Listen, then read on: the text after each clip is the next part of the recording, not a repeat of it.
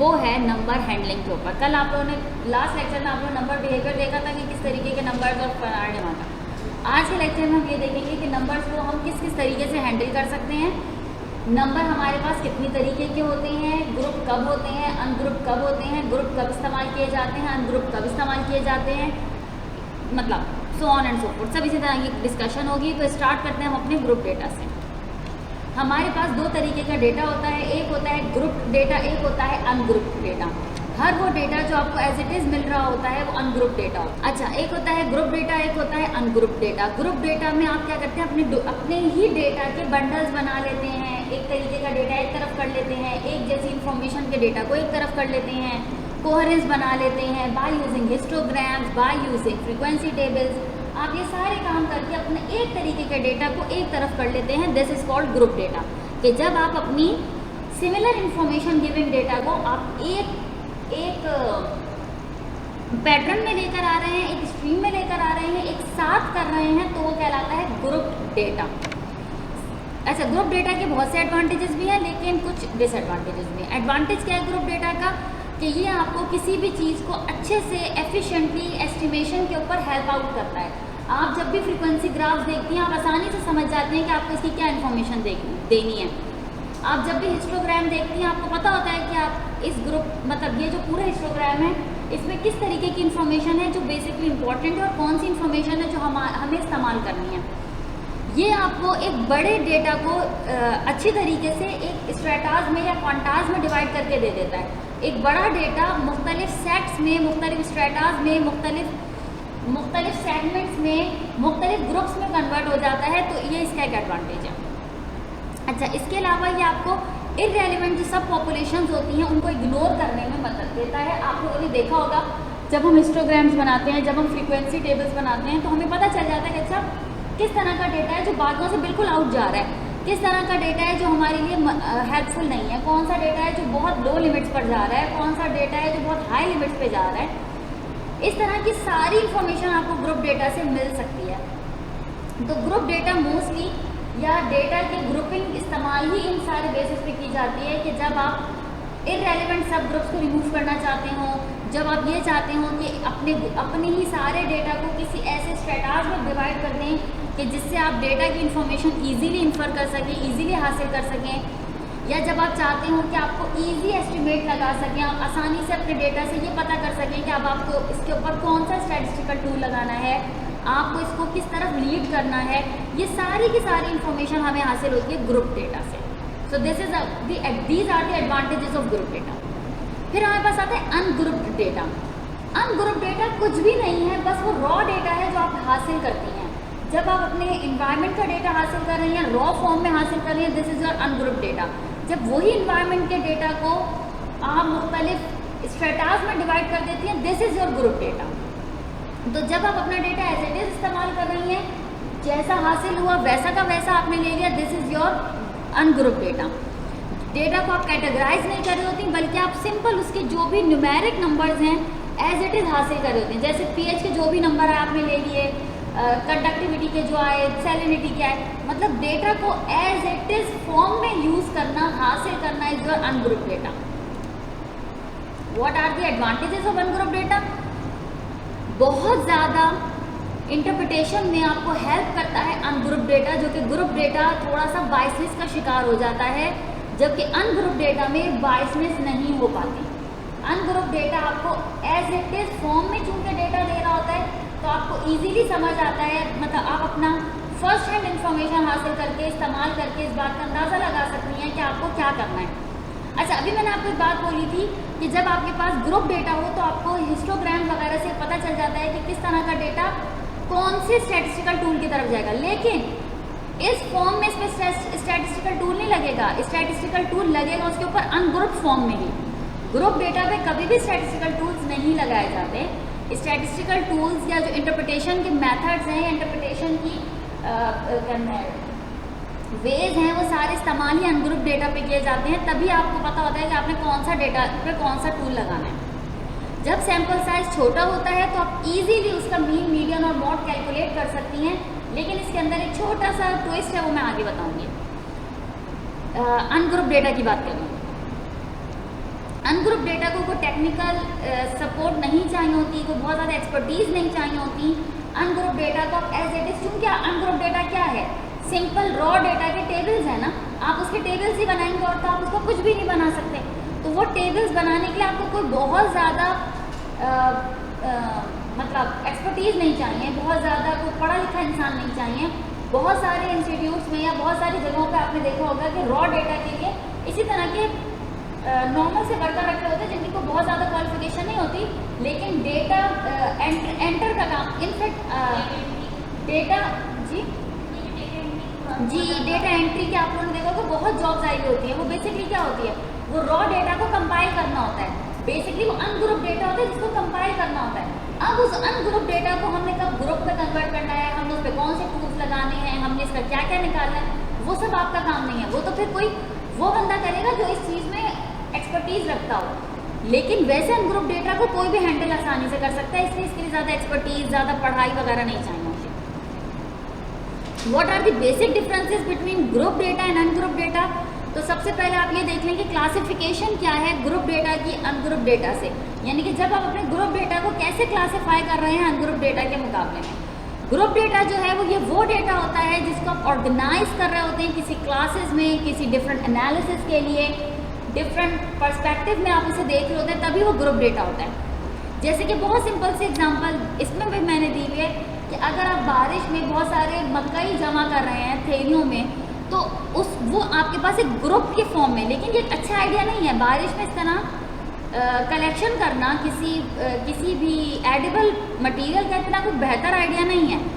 जबकि on the other hand ungroup data क्या होगा, वो किसी भी ग्रुप में फॉल नहीं कर रहा होगा, उसकी कोई सब डिविजन्स नहीं होंगी, वो एज इट इज़ डेटा होगा। जैसे कि आप ये कह सकती हैं कि इस बाग में या इस पूरे एरिया में इतने सेब के दरख्त हैं, this is your ungroup data. लेकिन जब आप ये कह दें कि इनमें कौन सेबों के तो मुझे नाम नहीं आते, तो आमों पे कर लेते हैं, आमों पे कर लेते हैं कि आप ये करने की कितने चौंसा हैं, कितने लंगड़ा हैं, कितने और भी बहुत सारे इसके तो नाम हैं। जब आप इसको इस तरीके से डिवाइड कर देंगी तो these are the group data. But before that आपसे इतना बोलेंगी कि इस पूरे बाग में आमों के 25 दरख्त हैं। अब उनमें कितने दरख्त चौंसा के हैं, कितने लंगड़ा के हैं, कितने किसके हैं, कितने किसके हैं, वी डोंट नो। मगर बिफोर दैट जब आपने सबकी बात की है, this is your ungroup data. लेकिन आफ्टर दैट जब आपने ये बात की कि कौन से चौंसा है, कौन से लंगड़ा है, तो ये आपने ग्रुप डेटा की तरफ चली गई।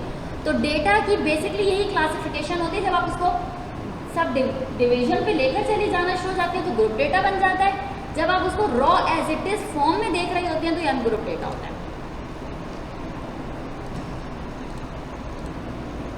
तो आपके पास बेसिकली ये हमने अपने ग्रुप और अनग्रुप डेटा को इसी तरीके से हम डिस्कस करते हैं। उसके बाद आता है accuracy of group data versus ungroup data, यानी कि कौन सा डेटा ऐसा है जो आपको ज़्यादा एक्यूरेसी प्रोवाइड करेगा, कौन सा डेटा है जिसमें आपको कम एक्यूरेसी मिलेगी। जब आप ग्रुप डेटा और अनग्रुप डेटा को कर रहे होते हैं तो उसमें कुछ वेरिएशन आती है, यानी कि अगर आप ग्रुप डेटा का मीन मीडियन मॉड लेंगे और अनग्रुप डेटा का मीन मीडियन मॉड लेंगे तो डेफिनेटली वेरिएशन आएगी, सेम रिजल्ट कभी भी नहीं आएगा।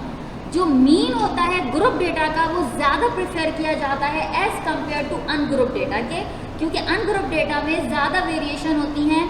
अनग्रुप डेटा में कोई भी डेटा बिल्कुल एक दूसरे से आउट जा रहा होगा, जैसे कि आपको पता ही था आउटलायर डायरेक्टली अफेक्ट करता है आपके मीन मीडियन मॉड को, मीन को, खासतौर पे मीन को। तो अनग्रुप डेटा जो है वो आपको रॉन्ग मैनिपुलेशन या रॉन्ग इंटरप्रिटेशन की तरफ लेकर जा सकता है, ख़ास तौर पे ऐसी कंडीशंस में जब आपके पास एक्सट्रीम नंबर्स मौजूद हों। तो ग्रुप डेटा आपको पहले मालूम है कि आपको हेल्प आउट कर देता है किसी भी चीज़ के आउटलायर्स पता करने में, एक्सट्रीम डेटा पता करने में, एक्सट्रीम सब ग्रुप्स पता करने में, अनवांटेड सब ग्रुप्स इंफॉर्मेशन हासिल करने में। तो अगर आप अनवांटेड सब ग्रुप इंफॉर्मेशन हासिल कर लें, आप एक्सट्रीम डेटा की इंफॉर्मेशन हासिल कर लें, तो डेफिनेटली आप उन सबको एक्सक्लूड करके जब आप इसका मीन मीडियन मॉड लेंगी तो आपको ज़्यादा बेहतर रिजल्ट्स मिलेंगे एज़ कम्पेयर टू आप उन सबको इंक्लूड करके मीन मीडियन मॉड लें। लेकिन आपको ये बात मालूम है कि इसको एक्सक्लूड कब करना है और कब एक्सक्लूड नहीं करना, उसकी डिफरेंट मेथड्स हैं जिसके बेसिस पे हमें पता होता है कि कब डेटा एक्सक्लूड करना है और कब नहीं करना। लेकिन एटलीस्ट आइडेंटिफाई तो हो ना, तो रॉ डेटा इन सबको आइडेंटिफाई करके नहीं देता। तो ऐसी कंडीशन में मीन मीडियन मॉड जो है वो बहुत एक्सट्रीम आ रहे होते हैं, तो बहुत हद तक आपके पास इररेलेवेंट रिजल्ट आने के चांसेस भी होते हैं, तो डेटा मैनिपुलेशन हो जाती है और डेटा इंटरप्रिटेशन मुश्किल हो जाती है। उसके बाद आती है आप किस तरीके से ग्रुप डेटा और अनग्रुप डेटा को प्रेजेंट करते हैं। तो ग्रुप डेटा को तो प्रेजेंट करने के लिए आपके पास फ्रीक्वेंसी टेबल्स हैं, हिस्टोग्राम्स हैं और आप इन्हीं से रिप्रेजेंट करती हैं। फ्रीक्वेंसी टेबल आप लोग को याद होंगे कितने में कितने उसकी नंबर ऑफ अकरेंस आ रही है, दिस इज योर फ्रीक्वेंसी।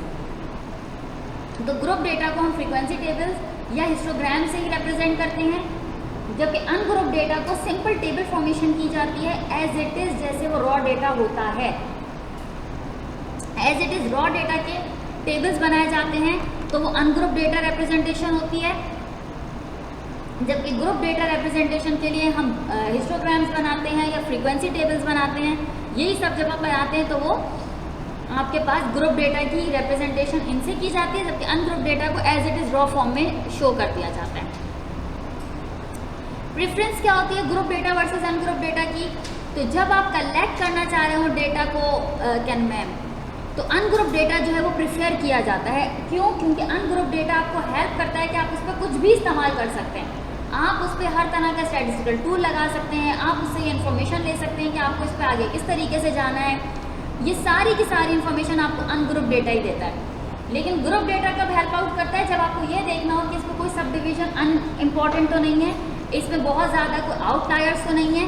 जब इस तरह की इन्फॉर्मेशन आपको लेनी हो तो आप ग्रुप डेटा का सहारा लेती हैं। लेकिन जब आपको बेसिकली अगर आपके पास डेटा सेव करने के लिए अगर आपके पास ऑप्शन हो ग्रुप वर्सेस अनग्रुप, तो हमेशा डेटा अनग्रुप फॉर्म में ही सेव रखिएगा, ताकि आपके पास रॉ डेटा इन्फॉर्मेशन हो और आप कभी भी पीछे जाके अपने डेटा से फर्दर इन्फॉर्मेशन एक्वायर कर सकें, फर्दर इन्फॉर्मेशन हासिल कर सकें और उसके ज़रिए आप उसके ऊपर मुख्तलिफ स्टैटिस्टिकल टूल लगा सकें। तो group data versus ungroup data में सेव करने के लिए और फर्दर इंफॉर्मेशन के लिए हासिल यानी कि फर्दर उसके ऊपर इंटरप्रिटेशन के लिए महफूज रखने के लिए हमेशा डेटा को अनग्रुप फॉर्म में ही सेव रखना चाहिए, वही ज़्यादा बेहतर होता है। These are the some differences between group data versus ungroup data. Group data और अनग्रुप डेटा को अगर आप क्लासीफाई करें तो आप ग्रुप डेटा को क्लासेस में या ऑर्गेनाइज क्लासेस बनती हैं हमेशा ग्रुप डेटा की, जबकि अनग्रुप डेटा में कोई क्लासेस नहीं होती, कोई ग्रुप्स नहीं होते, कुछ भी नहीं होता, वो as it is raw number होता है। प्रेफरेंस क्या होती है? आप हमेशा ग्रुप डेटा को प्रेफर करें जब आप डेटा एनालाइज करना चाह रही हो, यानी कि आप उसके आउटलायर्स देखना चाह रही हो, आप उसमें सब ग्रुप्स देखना चाह रही हो, आप उसके मुख्तलिफ डिविजन्स देखना चाह रही हो, तो उसको ग्रुप कर लें। अनग्रुप डेटा में आपको प्रेफर किया जाता है जब आप डेटा को कलेक्ट कर रही हो, जब आप डेटा को अपने पास रख रही हो कि आप फर्दर इन्फॉर्मेशन के लिए उसको रख रही हो, और जब डेटा कलेक्ट कर रही हो ख़ास तौर पे उन सब फॉर्म में आपको अनग्रुप डेटा प्रेफर किया जाता है। एक्यूरेसी जो है वो आपके पास ग्रुप डेटा की ज़्यादा एक्यूरेसी आती है मीन मीडियन मॉड की कैलकुलेशन में, जबकि in comparison to group data ungroup data में मीन मीडियन मॉड यानी कि सिंपल स्टैटिस्टिकल टूल की जो एस्टिमेशन है उसकी एक्यूरेसी लो होती है। क्या आप में से कोई मुझे बताएगा व्हाट इज़ एक्यूरेसी? अच्छा, प्रेजेंटेशन की अगर आप बात करें तो हमेशा ग्रुप डेटा को या तो फ्रीक्वेंसी टेबल्स बनाए जाते हैं या आप उसके हिस्टोग्राम्स बना सकती हैं, जबकि अनग्रुप डेटा को आप सिर्फ और सिर्फ लिस्ट कर सकती हैं, आप सिर्फ उसको न्यूमेरिक फॉर्म में सिर्फ एक जगह कलेक्ट कर सकती हैं और इसका कुछ भी नहीं किया जाता। समराइज अगर आप करें तो फ्रीक्वेंसी डिस्ट्रीब्यूशन से समराइज करेंगे ग्रुप डेटा को, जबकि आपके पास अनग्रुप डेटा को समराइज करने के लिए कोई पर्टिकुलर मेथड या कोई पर्टिकुलर वे नहीं है। क्यों? क्योंकि वो तो रॉ डेटा है, आपको उसे ऐसे संभाल के रखना है ग्रुप डेटा को। अच्छा, फिर हम आते हैं भेज दोगे, फिर हम आते हैं इंटरप्रिटेशन की तरफ। इंटरप्रिटेशन आपको मालूम है चीज़ों को इस हालत में बताना कि दूसरा उसको आसान से आसान और अच्छे से अच्छे तरीके से पता कर सके, जिसके लिए आपको इन्फ्रेंसेस बनाने होते हैं, मुख्तलिफ रिजल्ट एनालिसिस करनी होती है, मुख्तलिफ इंटरप्रिटेशन के टूल्स लगाने होते हैं, और उस पर्सपेक्टिव से आप अपने क्वान्टिटेटिव और क्वालिटेटिव डेटा की मीनिंग हासिल करती हैं। This is your interpretation. बहुत तेज़ी से इसलिए गई हूँ क्योंकि वो हम पहले डिस्कस कर चुके हैं, लगाया सिर्फ इधर इसलिए क्योंकि उसकी ज़रूरत थी। अच्छा, सिग्निफिकेंस लेवल क्या होता है और पी वैल्यू क्या होती है, इस चीज़ को बहुत बहुत बहुत ध्यान से सुनिएगा, क्योंकि ये बिल्कुल ही आप मतलब बहुत इंपॉर्टेंट चीज़ है। और जितने भी हम स्टैटिस्टिकल टूल लगाएंगे उनमें बहुत सौ में रिजल्ट आता ही पी वैल्यू में है, और आपको देखना होता है कि रिजल्ट क्या बता रहा है। सिग्निफिकेंस लेवल क्या होता है? Critical probability associated with the statistical hypothesis test, यानी कि आपकी वो प्रोबेबिलिटी जो आपके हाइपोथेसिस के साथ जा रही है या नहीं जा रही। हाइपोथेसिस कुछ भी हो सकता है, मैंने पहले ही बताया था, हाइपोथेसिस एक्सेप्ट भी हो सकता है, हाइपोथेसिस रिजेक्ट भी हो सकता है। लेकिन आपको पता होना चाहिए कि हाइपोथेसिस आपने कभी भी ऐसा ना हो कि एक्सेप्ट होता हुआ हाइपोथेसिस रिजेक्ट कर दें या रिजेक्ट होता हुआ हाइपोथेसिस आप एक्सेप्ट कर लें। इस चीज़ को बहुत ध्यान रखा जाता है। अगर एक्सेप्ट होता हुआ हाइपोथेसिस रिजेक्ट कर दिया जाए तो आपके पास टाइप 1 एरर आता है, और अगर गलत हाइपोथेसिस के ऊपर काम कर लिया जाए तो टाइप 2 एरर आता है। एरर दो तरीके के आते हैं स्टैटिस्टिक्स में, और ये बहुत बहुत ज़्यादा प्रिवेलेंट यानी कि बहुत ज़्यादा अकनिंग एरर्स हैं जो आपको बहुत जगह पे मिलेंगे। एक कहलाता है टाइप 1 एरर, दूसरा कहलाता है टाइप 2 एरर। टाइप 1 एरर हमेशा तब आता है जब नल हाइपोथेसिस को रिजेक्ट कर दिया जाए जबकि उसमें एक्सेप्ट होना हो। यानी कि अगर मैं कहूँ बारिश ज़्यादा होती है तो पानी ज़्यादा आता है, अगर ये मेरा नल हाइपोथेसिस है और मैं इसको रिजेक्ट कर दूँ, मैं कहूँ बारिश ज़्यादा होती है और पानी कम आता है, तो इसका मतलब है कि टाइप 1 एरर है कि हाइपोथेसिस एक्सेप्ट होना था जबकि मैंने उसे रिजेक्ट कर दिया।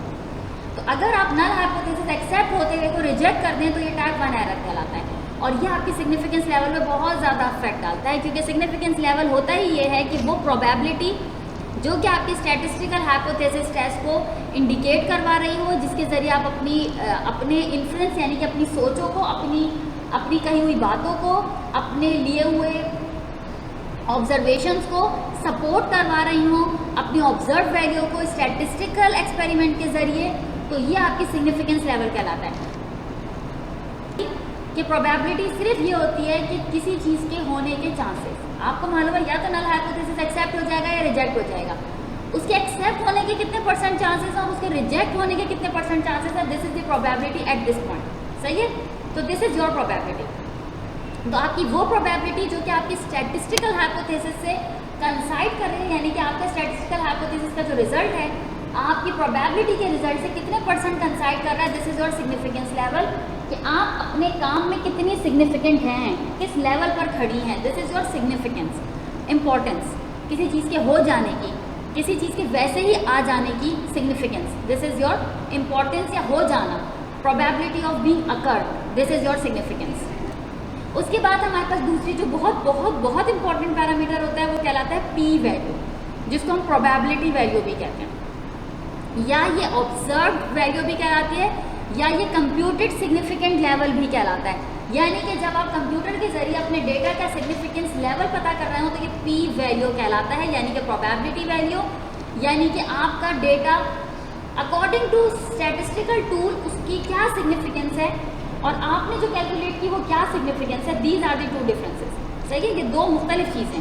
तो आपका कंप्यूटर आपको क्या सिग्निफिकेंस दिखा रहा है, this is your P value. P value जो है वो हमेशा सिग्निफिकेंस लेवल से कंपेयर की जाती है ताकि हम अपने हाइपोथेसिस को टेस्ट कर सकें। यानी कि आपका जो इंस्ट्रूमेंट यानी कि जो स्टैटिस्टिकल टूल आपने लगाया है वो आपको एक पी वैल्यू देगा, और एक पी वैल्यू आपको अपनी इन्फॉर्मेशन यानी कि अपनी डेटा की रॉ डेटा की इंफॉर्मेशन से हासिल हो रही होगी। उन दोनों पी वैल्यूज़ को आप कंपेयर करेंगे, उसी बेसिस पर आप अपने सिग्निफिकेंस लेवल को एक्सेप्ट करेंगे या रिजेक्ट करेंगे। यानी कि उसी बेसिस पर आप अपनी हाइपोथेसिस को एक्सेप्ट करेंगे या रिजेक्ट करेंगे। तो अगर इन दोनों में कहीं कोई मसला हो जाए तो आपके पास टाइप 1 या टाइप 2 एरर आ सकता है। ठीक है, मोस्टली टाइप 1 एरर आता है ऐसी कंडीशंस में। अच्छा, फिर हमारे पास जो चीज़ आती है वो आती है कि हम अपनी जब रिसर्च प्रोसेस से गुजरें तो हम सबसे पहले क्या करते हैं, डेटा कलेक्शन करते हैं। उसके बाद हम क्या करते हैं, डिस्क्रिप्टिव स्टैटिस्टिक्स लगाते हैं। डिस्क्रिप्टिव स्टैटिस्टिक्स क्या होती है,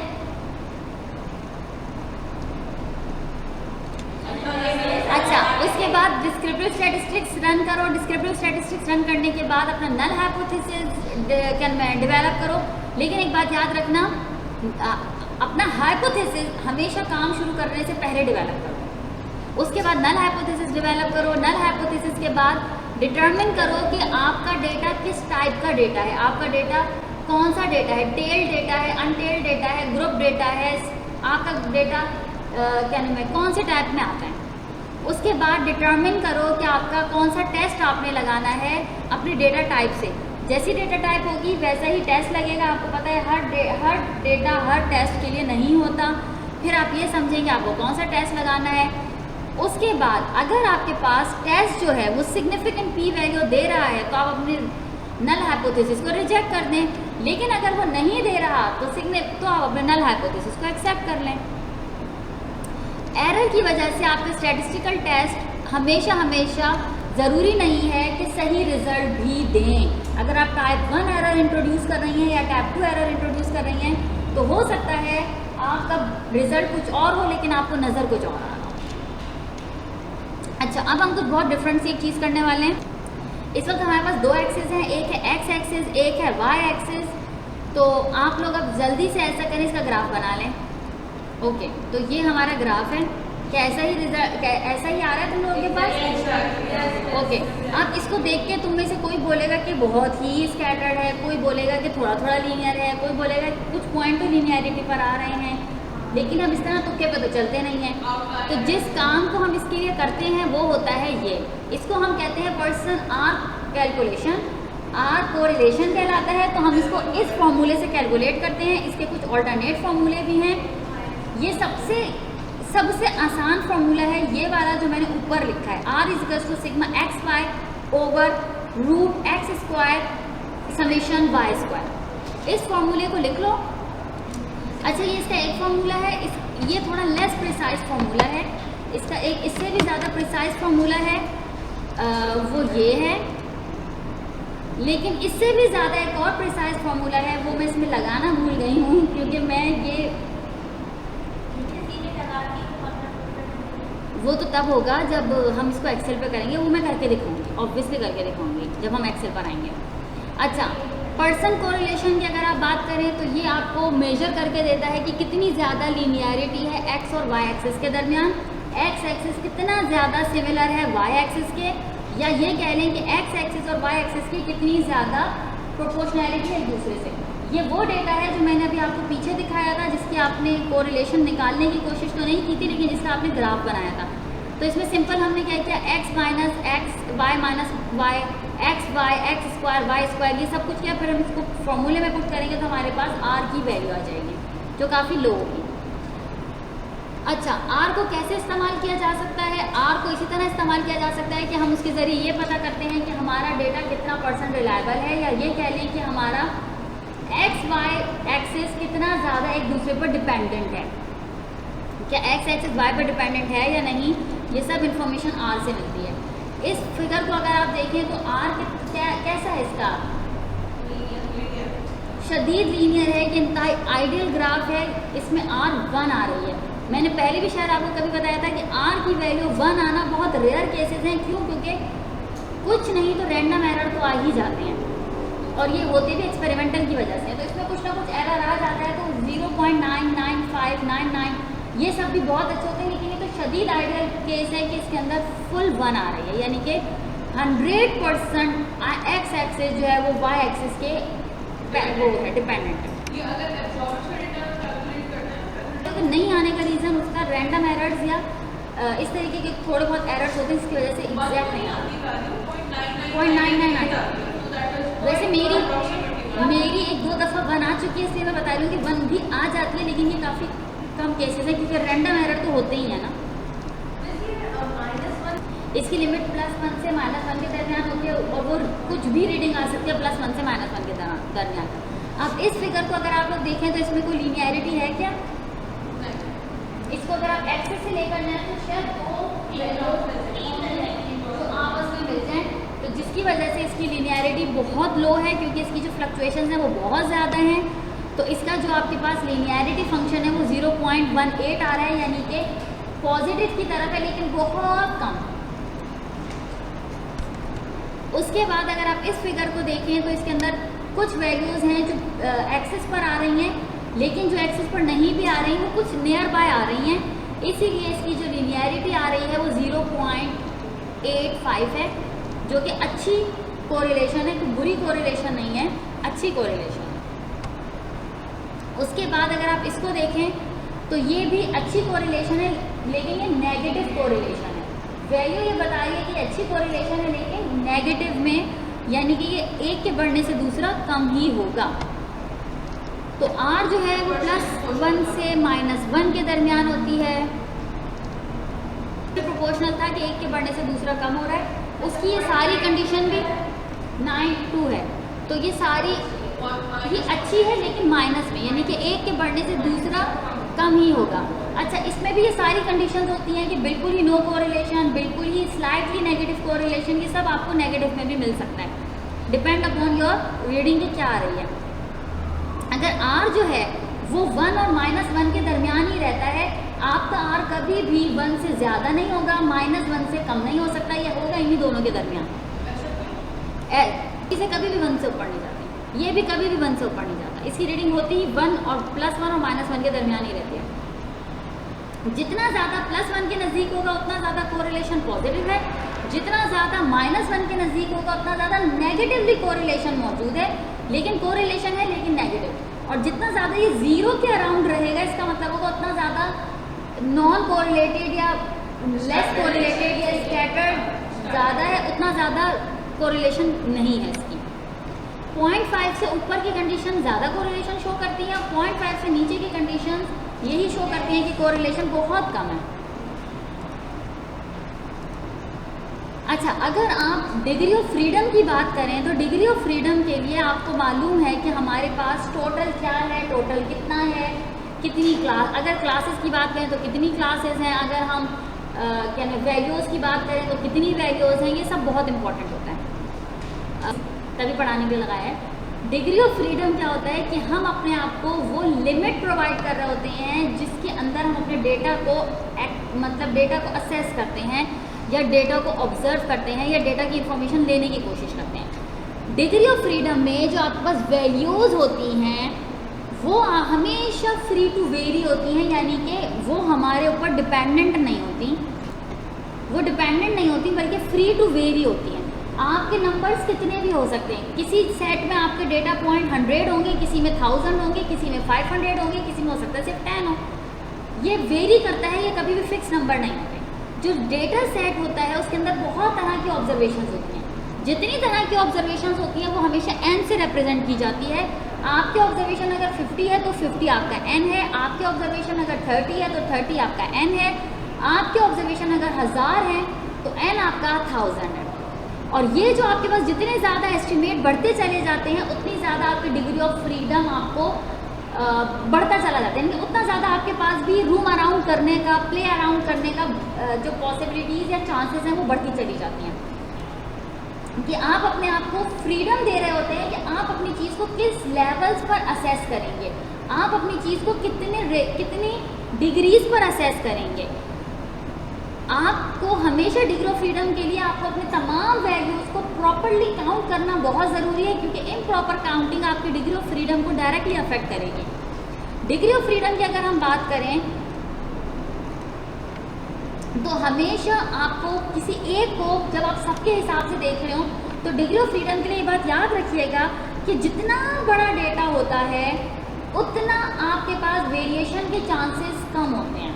क्यों? क्योंकि आपको पता है माइन्यूट वेरिएशंस जो हैं वो उसी के अंदर रह जाती हैं। तो ऐसी कंडीशन में हम कभी भी अपनी डिग्री ऑफ फ्रीडम को n-1 नहीं करते।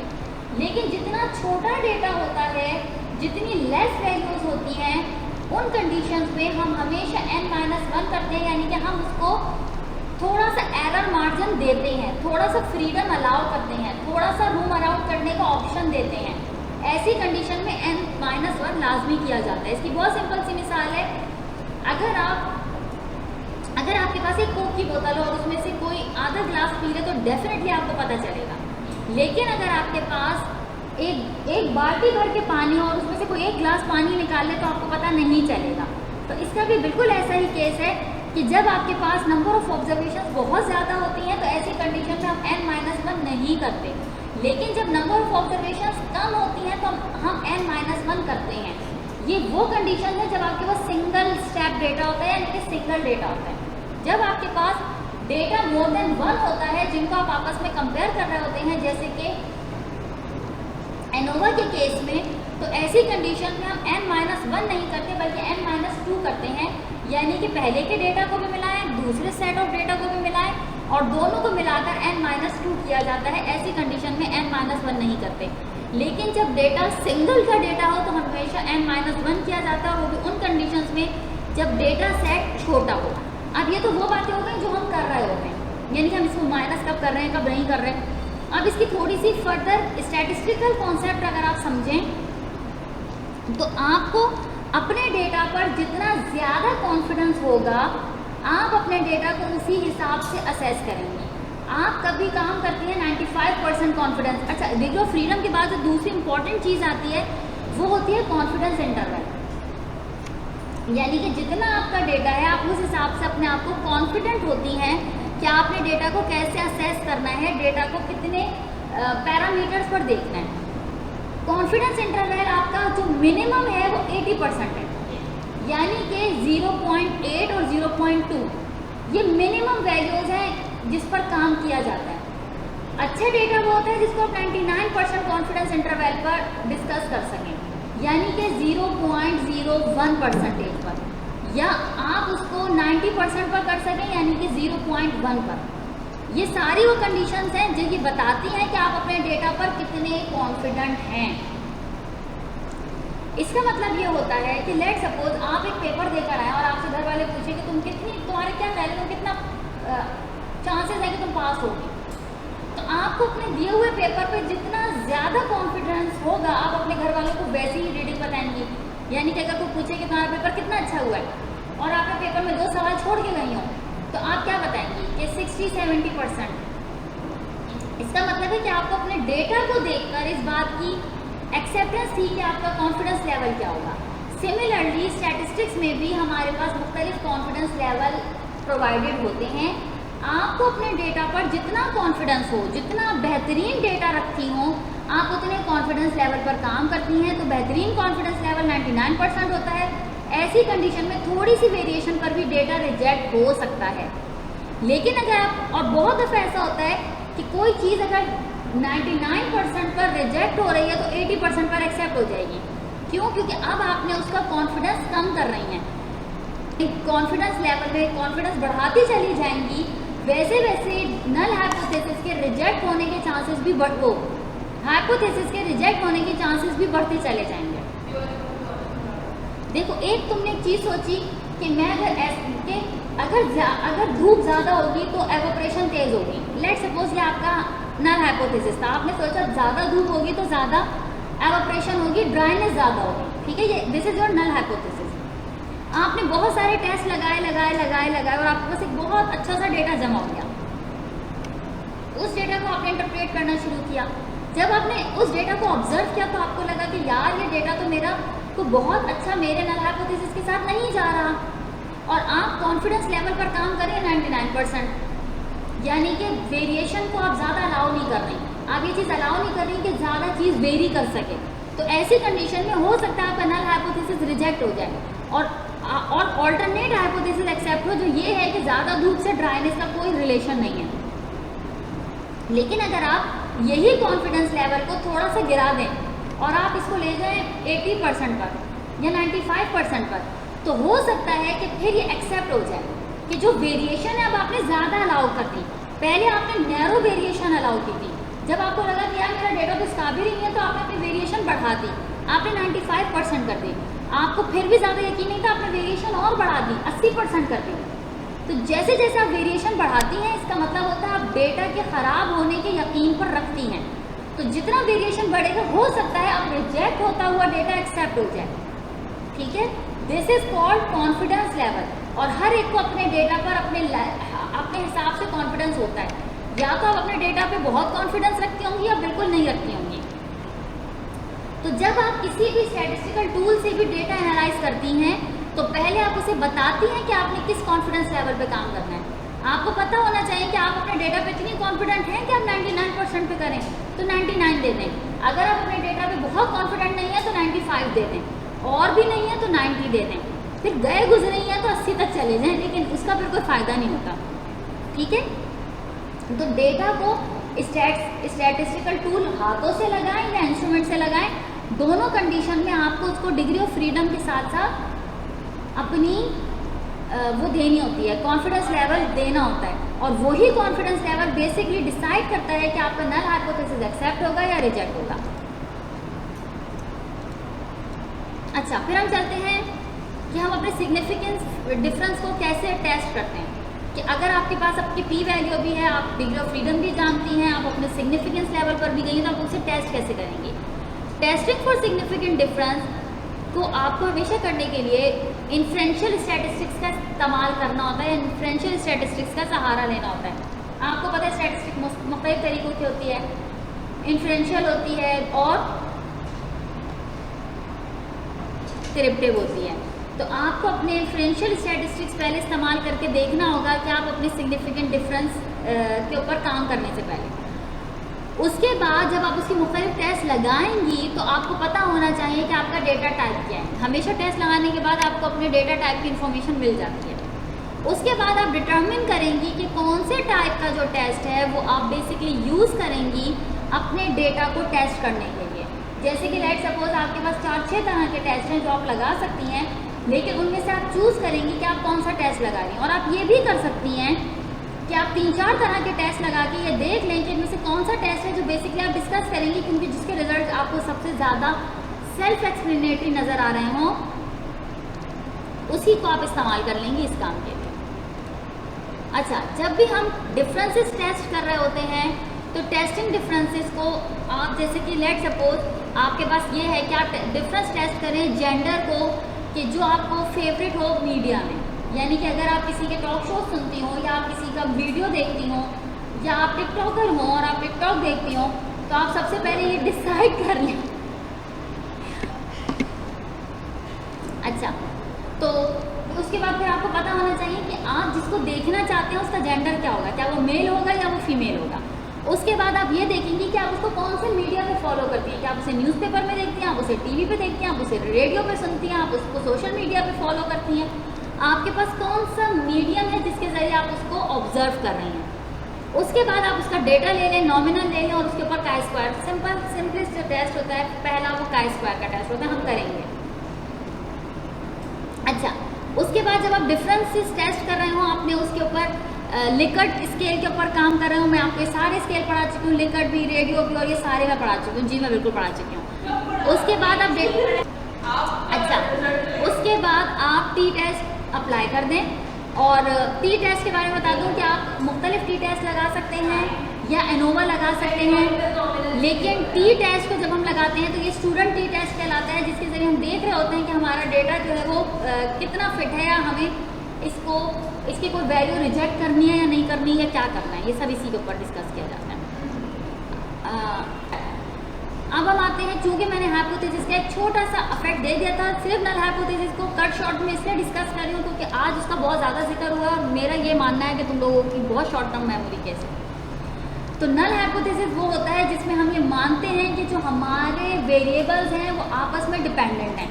इसको यहाँ पे लगाने का एक दूसरा इंपॉर्टेंट रीज़न ये है कि जो हम एनोवा परफॉर्म करते हैं ना, तो एनोवा का नल हाइपोथेसिस हमेशा हमेशा हमेशा ये होता है कि जो दो वेरिएबल्स हैं वो आपस में डिपेंडेंट हैं। एनोवा का नल हाइपोथेसिस हमेशा हमेशा ये होता है कि दो वेरिएबल्स आपस में डिपेंडेंट हैं, और ऑल्टरनेट हाइपोथेसिस ये होता है कि दोनों वेरिएबल्स आपस में डिपेंडेंट नहीं है। This is the null hypothesis of ANOVA every time. अब डिपेंड क्या करता है आपका वेरिएबल क्या है। लेट सपोज आप दो चीज़ों पे काम करिए, एक है एज और दूसरी है ब्लड प्रेशर। तो अब आपके पास नल हाइपोथेसिस ये होगा कि एज जो है वो डिपेंड करती है ब्लड प्रेशर पे, लेकिन जब आप काम करेंगे हो सकता है वो ना हो। जैसे अभी आप लोगों ने जो लगाया उसमें आर स्क्वायर की वैल्यू बहुत लो आ रही है, वो जो उसका आपने ग्राफ देखा था, आर स्क्वायर की वैल्यू बहुत लो बता रही है कि नल हाइपोथेसिस तो रिजेक्ट है। इसका मतलब है कि इसका कोई आपस में वेरिएबल ही नहीं है। लेकिन नल हाइपोथेसिस एनोवा के हिसाब से बता रही हूँ कि हमेशा ये बताता है कि दोनों जो वेरिएबल्स हैं वो आपस में डिपेंडेंट हैं। Not just in software but by calculation. हम इसको कैलकुलेट भी करेंगे और सॉफ्टवेयर पे भी करेंगे। हो सकता है मैं सिर्फ सॉफ्टवेयर पर ही करा दूँ, उसकी कैलकुलेशन बहुत ज़्यादा टाइम लगाती है। अच्छा, नल हाइपोथेसिस जो है वो हमारे पास यही बात बताता है, और बाकी की मैंने इसकी बहुत डिटेल आप लोगों को पहले बता चुकी हूँ, जिसे मैंने थोड़ा सा हाइपोथेसिस बताया था।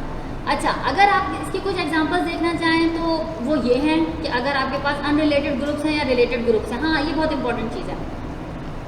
नल हाइपोथेसिस रिलेटेड ग्रुप्स और अनरिलेटेड ग्रुप से बहुत डिपेंड करता है, क्योंकि इंटायरली एनोवा चेंज हो जाता है अगर आपका ग्रुप जो है वो आपस में रिलेट ना करते हो या ग्रुप आपस में रिलेट करते हो।